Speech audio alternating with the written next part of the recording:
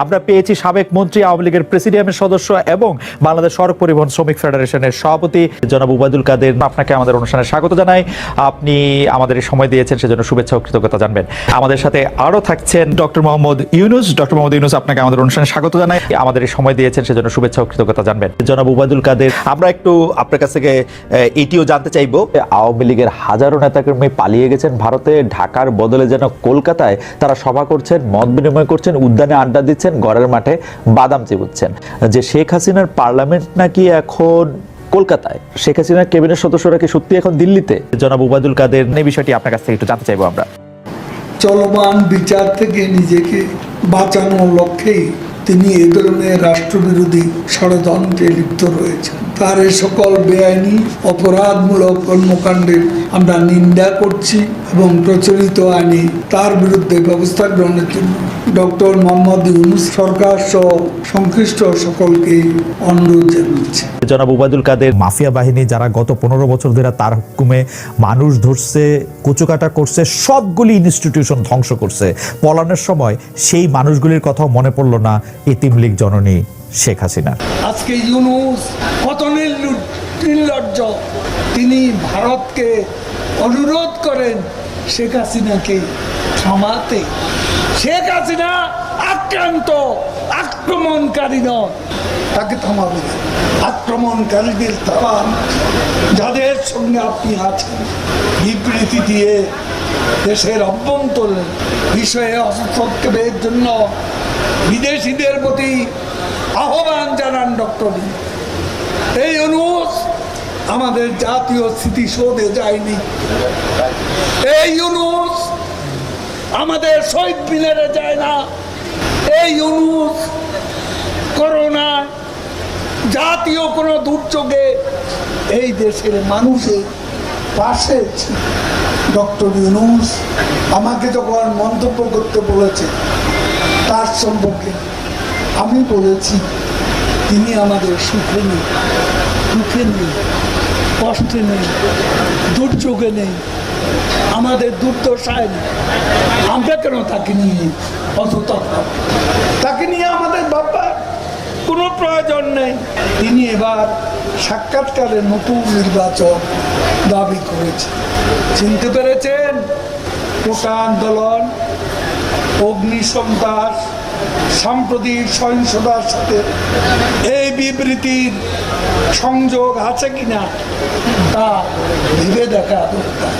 Doctor Yunus এদেশীয় সংস্কৃতি লালন করেন। আজকে ডক্টর ইউনুস শ্রমিকদের অর্থ আত্মসাৎ করেন, তিনিও আজকে মাঠে নেমেছেন। অতীতে যিনি রাজনৈতিক দল খুলে 1/11-এ সারা পাননি, যার বিরুদ্ধে মামলা চলমান, যিনি দেশের আইকনিক প্রকল্প পদ্মা সেতু নির্মাণের বিরোধিতা করেছেন, তিনি আবার সক্রিয়। আগে গোপনে করেছেন, এবার তিনিও এসেছে প্রকাশ। আমাদের বন্ধু আছে বাইরে, আমাদের বন্ধু আছে, প্রভু নয়। আমাদের বিবেক আমাদেরকে চালায়, কোনো বিদেশি শক্তি নয়। আপনারা দেখেছেন সম্প্রতি সংগঠিত বিএনপি, জামাত, ছাত্রদল, শিবিরের সন্ত্রাসী গোষ্ঠী, সন্ত্রাস, সহিংসতা, নারকীয় হত্যাযজ্ঞের অসংখ্য তথ্য একের পর এক উন্মোচিত, যা থেকে প্রমাণিত এই ধ্বংসযজ্ঞ সুপরিকল্পিতভাবে বিএনপি, জামাত সংগঠিত করেছে। সারা দেশ থেকে তারা তাদের সন্ত্রাসীদের ঢাকায় এনে হত্যা, সন্ত্রাস, ধ্বংসলীলা মেতে উঠেছে। জনাব ওবায়দুল কাদেরকে আপনাকে অনেক ধন্যবাদ, আপনি আমাদেরকে সময় দিয়েছেন। আমি সরাসরি প্রশ্নে চলে আসি। শেখ হাসিনা স্পষ্টতই আপনাকে অপছন্দ করেন, অনেক কিছুর জন্য আপনাকে দায়ী করেন, পদ্মা সেতু এবং এই সেই। এর কারণ কি বলে আপনি মনে করেন? আপনাকে কি তিনি তার প্রতিদ্বন্দ্বী মনে করেন, নাকি সত্যি তার কাছে এমন কোনো তথ্য রয়েছে যে আপনার বিশাল কোনো রাজনৈতিক অভিলাষ রয়েছে? আপনি কি রাজনৈতিকভাবে তার প্রতিদ্বন্দ্বী হয়ে উঠছেন বলে তিনি আপনাকে অপছন্দ করছেন, না কি কারণে? আপনার কি মনে হয়? আমার মনে হয় উনি মনে করেন যে আমি দেশের সর্বোচ্চ ডাকু, সন্ত্রাসী, কিংবা আমি অপরাধী, আমি সেরা চোর, এই জাতীয় জিনিস মনে করেন। কাজে সেগুলো ব্যাখ্যা করেন উনি তার মুখে। উনি বলেন যে আমি সুদখোর, আমি ঘুষখোর, আমি সব এমন সব কটু শব্দ ব্যবহার করেন যাতে মনে হয় যে আমার সম্বন্ধে তার ধারণা খুবই খারাপ। কিন্তু এইটা তো এরকম ছিল না। আমরা দেখেছি যে 96 থেকে 2001 সাল পর্যন্ত নানাভাবে এই সরকারি বা আওয়ামী লীগ সরকারি আপনার সাথে বা আপনি আওয়ামী লীগ সরকারের সাথে একসাথে কাজ করতে কোনো সমস্যা হয়নি। আপনি এইটার জায়গাটাকে একটু ব্যাকগ্রাউন্ডটাকে আমাদের একটু বলা যাবে যে আপনার কাছে কি মনে হয় কেন এই শত্রুতার বা কেন এই অপছন্দের বিষয়টা একটু সৃষ্টি হলো বা তৈরি হলো? যেই হোক, এটা আমার তরফ থেকে হয়নি। আমি তাকে যথাযথ শ্রদ্ধা করে নিয়ে গেছিলাম আমাদের মাইক্রোক্রেডিট সামিটে ওয়াশিংটন ডিসিতে। আমাদের প্রধান অতিথি করে নিয়ে গেছি, সবাই সম্মান করেছে। কারণ এই মাইক্রোক্রেডিটটা তখন পৃথিবীর সামনে আসছে, বড় আকারে আসছে, এবং এটা বাংলাদেশের অবদান হিসেবে সবাই স্বীকৃতি দিচ্ছে।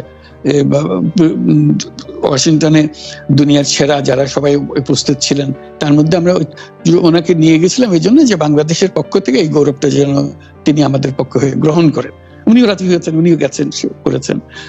কাজে এটা স্বাভাবিকভাবে এই সম্পর্ক থেকে যাওয়ার কথা ছিল, কিন্তু কি কারণে এটা ঘাটতি হতে আরম্ভ করলে বুঝতে পারলাম না।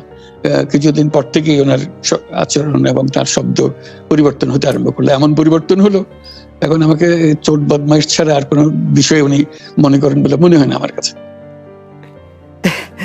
আসলে এটা নিয়ে কথা বলাটা একটু বিব্রতকরই, কিন্তু কেউ কেউ এটা বলে থাকেন যে বিশেষ করে যে 2007 সালে যে 111 সরকার আমরা যাকে বলি, তাদের যে বিরাজনীতিকরণের একটি চেষ্টা, সেই চেষ্টার মধ্যে আপনার অংশগ্রহণ আছে কিনা। যদিও বারবার বলা হয় যে আপনি আসলে সেই ক্ষমতাটা দখল করতে চেয়েছিলেন, অথচ আমরা উল্টা শুনেছি, আপনার মুখেও শুনেছি, যারা ওই সময় কুশলভ ছিলেন তাদের মুখেও শুনেছি যে আপনাকে আসলে অফার করা হলো, আপনি সেটি ফিরিয়ে দিয়েছিলেন।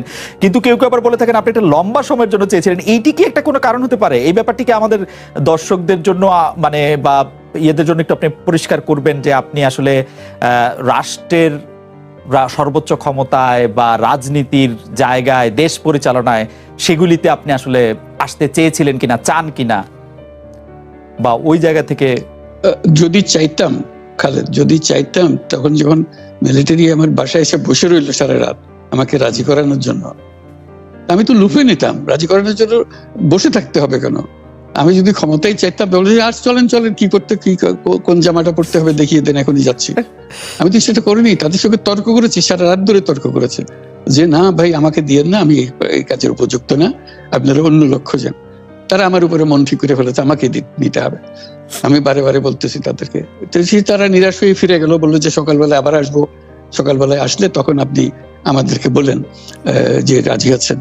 আমি বললাম না, সকালবেলা আসলে একই কথা পাবেন। কারণ আমি তো এটা এমন কিছু না যে মনের মধ্যে সন্দেহ রেখে, দ্বন্দ্ব রেখে আপনাদেরকে বলছি, অত্যন্ত পরিষ্কার ভাবে আপনাদের কাছে বলছি। ঠিক আছে, তা না হলে তো আমি সঙ্গে সঙ্গে রাজি হয়ে যেতাম। কে ছাড়ে আপনাকে দেশের পুরো সরকারের প্রধান হবার জন্য আহ্বান জানাচ্ছে, বাংলাদেশে এরকম কয়জন মানুষ আছে বলবো যে না, আমি এই দায়িত্ব গ্রহণ করব না। আমি তো করলাম সেটা। এখন আমার নামে বলা হচ্ছে 10 বছর চেয়ে, আমি বছর নিয়ে তো প্রশ্নই উঠে না। প্রশ্ন হচ্ছে আগামীকাল সকালবেলা আপনি শপথ গ্রহণ করবেন, এই কথা। আমি বলছি না, করবো না। তারপরে এরপরে তো কয় বছর, কয় কাণ্ড। আমি 10 বছর দিয়ে কি করবোটা কি? আমি 10 বছর দিয়ে, আমি তো বলছি আমি এই কাজের জন্য নই। দেশে আমার দেশ পরিচালনা করা আমার দায়িত্ব না, আমার কাজ না। আমি জানি না এটা কিভাবে করতে হয়, আমি যেটা জানি সেটা করি। Make sense. আপনার মেয়ে মনিকা ইউনুস সম্প্রতি একটি সাক্ষাৎকার দিয়েছেন সিএনএনে। সেখানে আমি তাকে একটু যদি অনুবাদ করি তাহলে সেরকম পড়তে পারবো যে আমি তাকে উদ্ধৃত করছি যে কোনো এক সময় প্রধানমন্ত্রী শেখ হাসিনা ও ডক্টর ইউনুস একসঙ্গে কাজ করেছেন। আমি আশা করি সেই সময়টা আবার ফিরে আসুক, শুধু গ্রামীণ কিংবা সংশ্লিষ্ট সব প্রতিষ্ঠানগুলোর ভালোর জন্যই নয়। যদি তারা আবারও একসঙ্গে কাজ করেন তাহলে সেটা চমৎকার হবে।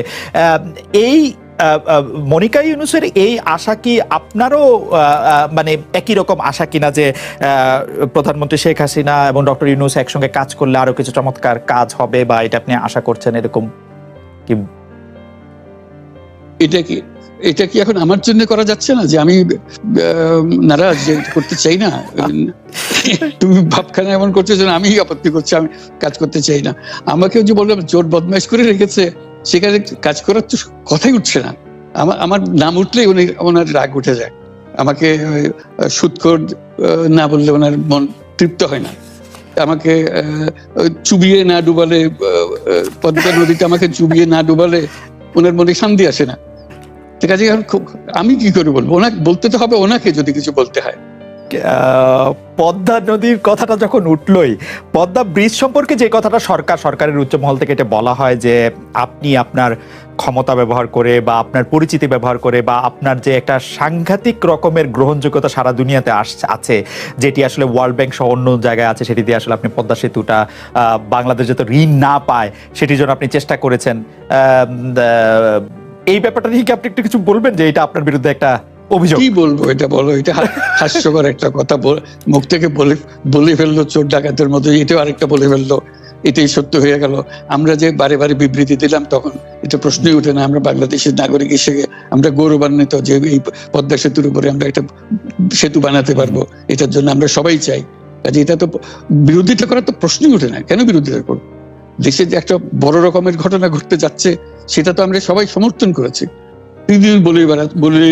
বলেই চললেন। এখন একজনে বলতে থাকলে তো আমার করার কিছু তো নাই। উনি এত শক্তিধর যে এখানে আমার কথা তো কিছুই থাকে না। ওনার সব সরকারের যাবতীয় প্রচার যন্ত্র ওনার হাতে। আমার তো আমার গলার যত তীক্ষ্ণ। আপনি তো কথা বলেন না, বললে তো নিশ্চয়ই আপনার সাথে না। একটি প্রশ্ন আসছে যে পদ্মা সেতুর যখন উদ্বোধন করা হবে তখন কি আপনাকে নিমন্ত্রণ জানানো হয়েছিল, যে মানে রাষ্ট্রের পক্ষ থেকে এরকম বলা হয়েছিল যে আপনাকেও নিমন্ত্রণ জানানো হবে, বা আপনি মনে আছে কিনা? মনে পড়ে না এরকম করছে। আচ্ছা,